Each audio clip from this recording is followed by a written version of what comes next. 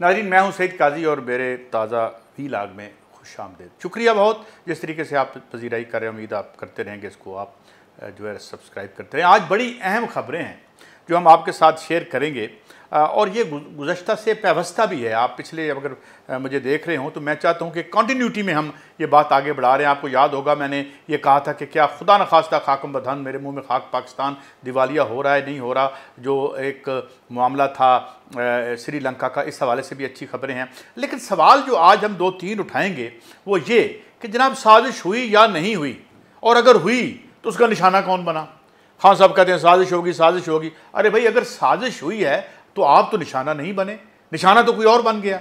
तो ये साजिश अगर थी तो ये किसके खिलाफ थी, हम इस पे आपसे बात करेंगे। दूसरी बात, पाकिस्तान का ये जो है एक, क्यों ये हम ये कह रहे हैं कि हमारे ऊपर प्रेशर भी है, दबाव भी है, मगर हमें ये इस तरह से दिवालिया करना क्यों अफोर्ड नहीं कर सकती इंटरनेशनल एस्टेब्लिशमेंट। दूसरी बात हम इस पे करेंगे। 2-3 खबरें और भी हैं, और वो ये कि जनाब जरदारी साहब ने इसमें क्या पाया, इस सारे खेल में सबसे बड़ा बेनिफिशरी कौन है। इलेक्शन तो अब 2023 में ही होते नज़र आते हैं, इलेक्शन नहीं करवाए जाएंगे, मुस्लिम लीग नून ने भी कह दिया, मजबूरन कहा। और फिर सबसे अहम बात यह है कि आज अपने इस वीलाग में हम आपको एक तस्वीर दिखाएंगे। वो तस्वीर देख के ऐसा एहसास होता है कि किसी के हुकूमत के में आने का जश्न कम है और एक ताज़ियत जैसा मंजर नज़र आता है उस तस्वीर में। उसको आप गौर से देखिएगा, हम उसे ब्लो अप करके अभी जब मैं उस खबर पर आऊँगा तो आपके सामने हम पेश करेंगे। और तीसरी बात यह है कि एक बयानिया जो तसलसल से चलाया जा रहा था कि इमरान की हुकूमत ना अहल है ना अहल है ना अहल है, अहल हुकूमत आ गई, तो क्या हमें रिलीफ मिला। डॉलर आज की तारीख और इस समय 192 रुपये में है, कहीं से कोई रिलीफ नहीं आ रहा। IMF से अभी डील मुकम्मल नहीं हुई। दूसरी डोनर एजेंसीज कहती हैं अगर आपने IMF की डील नहीं होती, सऊदी अरब ने खास तौर पे कहा है अगला मामला हम आपके साथ फिर करेंगे। तो ये क्या मामला है जो एक मुबैना तौर पर इंटरनेशनल एस्टेब्लिशमेंट की आंखों के तारे थे, वो हुकूमत में आए मगर एक टका नहीं मिल रहा और मईशत नोज डाइव ले रही है। तो और जो मैं ये भी बात करूंगा कि गुफ्तगू क्या हुई इस मीटिंग में जिसकी तस्वीर मैंने आपको दिखाई, और जनाब नवाज शरीफ साहब ने मुबैना तौर पर कौन से सवाल उठाए, जिसके बाद हम देखते हैं कि बहुत से चेहरे लटक भी गए। जो क्या मामला था, तो हम अब अपनी स्टोरीज़ को एक्सप्लेन करते हैं।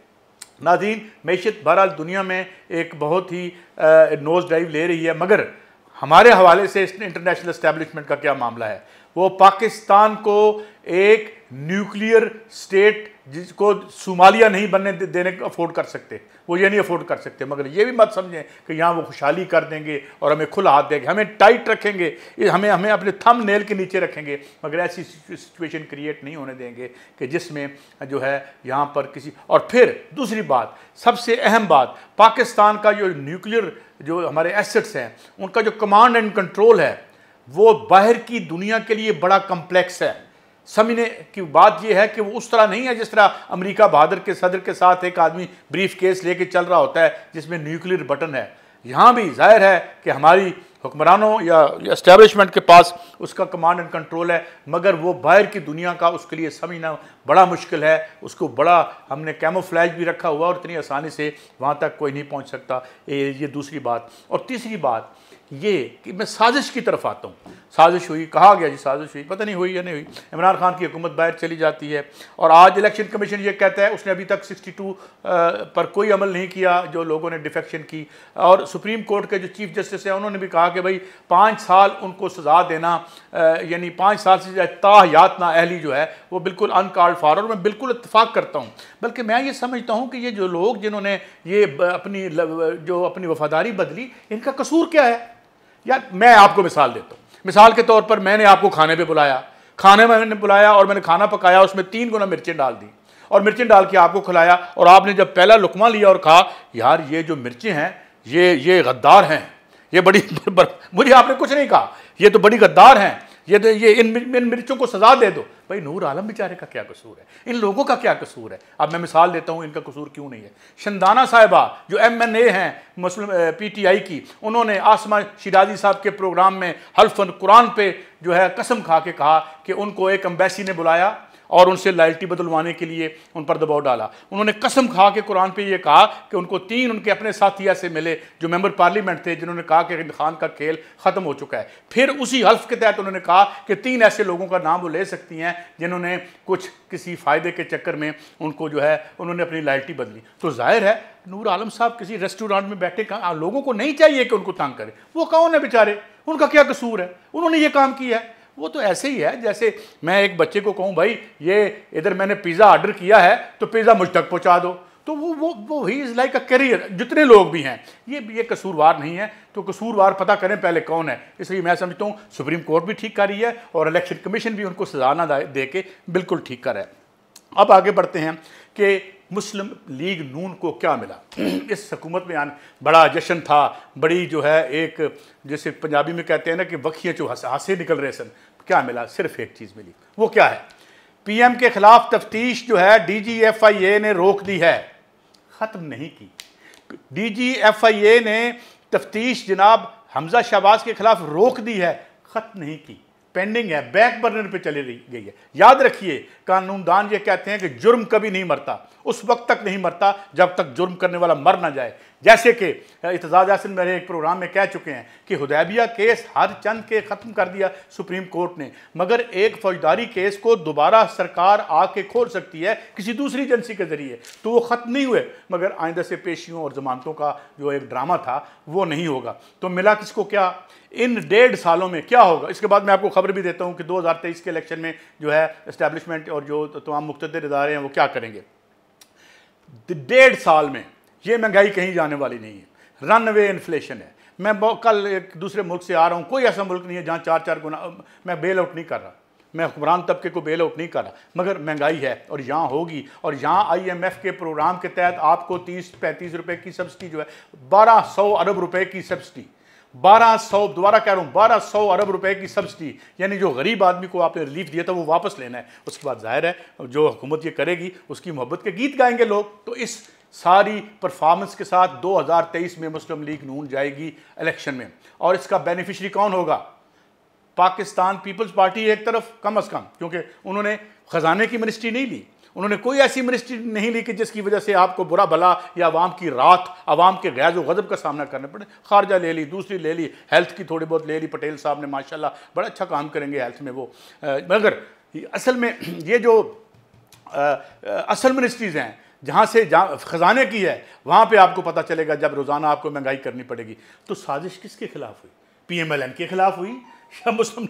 मैं ये कहता हूँ कि इमरान खान साहब आपको तो अल्लाह का शुक्र अदा करना चाहिए कि आपको एक ऐसे वक्त पे बाहर निकाला कि आपके 3.5 साल का मलबा मईशत का तौक बनकर इनके गले में चला गया। और 1.5 साल ये तौक गले में डाल के इन्होंने बैठना है और 2023 के इलेक्शन में जाना है। और इस दौरान क्या होगा? एक तरफ इमरान खान, एक तरफ जरदारी साहब आपकी टांग खींच रहे हैं, एक तरफ आपको मुक़्तदर तबके कहेंगे भाई जाओ डिलीवर करो, एक तरफ IMF है वो कहेगा कि जनाब ये कीमतें बढ़ाओ और इसलिए तुम्हें 4 टके मिलेंगे, और दूसरी तरफ आवाम होंगे जिनको आप ये कह के आए हैं कि हमसे ज़्यादा अहल इंसान कोई नहीं था, हम आपके मसाइल को ख़त्म करेंगे। तो मुझे ये नहीं लगता है। असल में मैंने ये आज बात क्यों की, मैं नाम नहीं लेता, एक बड़ी अहम शख्सियत और एक बड़ी पढ़ी लिखी शख्सियत से मेरी आज बात हुई। मैं इकनॉमिक एमरजेंसी के हवाले से उनसे पूछ रहा था, अगले ब्लॉग में बात करूँगा, खुदा न करे कि हमारे यहाँ इकनॉमिक एमरजेंसी लगे, कुछ लोग इसकी बात कर रहे हैं। तो उनका मुझे कहना था कि काजी साहब मुझे ये बताएं कि ये साजिश हुई किसके खिलाफ है, हु इज़ दी, इसका बेनिफिशरी कौन है और इसका नुकसान किसको हो रहा है। तो खान साहब आप तो बैठे बिठाए एक बहुत बड़े पाकिस्तान के लीडर बन गए और इतने बड़े आप जलसे कर रहे हैं, और मुस्लिम लीग नून जो बाहर बैठी हुई थी उसका सारा बयानिया जो है वो अपने ठप कर दिया। भाई देखे ना वो बयानिया, वोट को इज्जत दे दी हमने, अब वोट को रोटी कौन देगा? और वोट को तुम रोटी तो दे नहीं सकते, इज्जत कैसे दोगे? वोट को साफ पानी का गिलास दे नहीं सकते तो तुम उसे इज्जत कैसे दोगे? आओ दो और दें। और खान साहब आप ज़्यादा साजिश ना किया करें, ये साजिश ना होती तो आप भी तारीख का हिस्सा बन गए होते। आपको भी लोग जो है अगले 1.5 साल में जो है वो अब आप आगे हैं, तो आपके लिए हमारी दरख्वास्त है, बहुत ही आजाना दरख्वास्त है, रीथिंक योर इकनॉमिक मॉडल।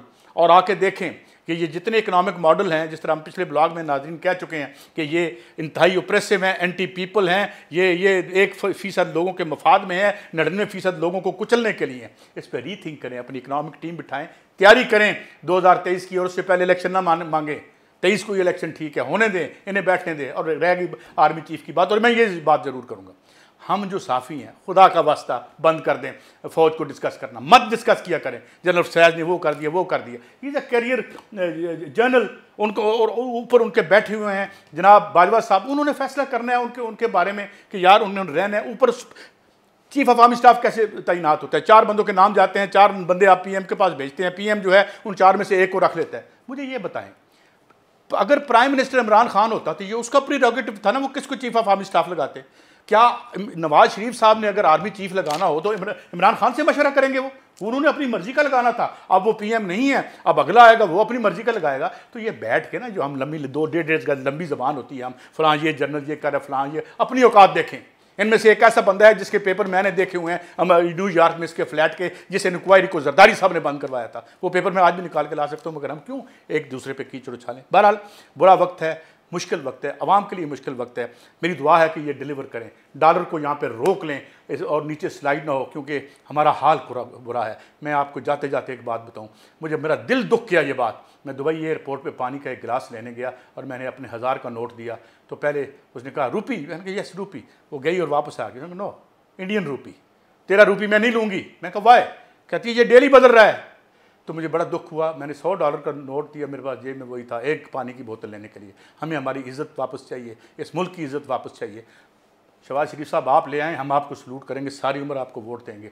आप कर पाएंगे या नहीं कर पाएंगे, ये बहुत बड़ा सवालिया निशान है। मगर बहरहाल आपको मुबारक हो, आपके खिलाफ इंक्वायरियाँ वक्ती तौर पर रुक गई हैं, मगर आने वाले दिन इस मुल्क के लिए अच्छे हों। खान साहब आप तैयारी करें, और हमें उम्मीद है कि हम इस क्राइसिस से भी निकलेंगे और अच्छे दिन भी ज़रूर आएंगे। मगर हम रिपोर्ट करते रहेंगे और ऐसा रिपोर्ट करेंगे जो हकीकत से करीब तरीन हो, उसमें कोई तअस्सुब नहीं होगा। अगर बात करेंगे तो आपके मफाद की। ये था मेरा आज का व्लॉग, कल फिर मिलेंगे, इजाज़त दें, अल्लाह हाफ़िज़।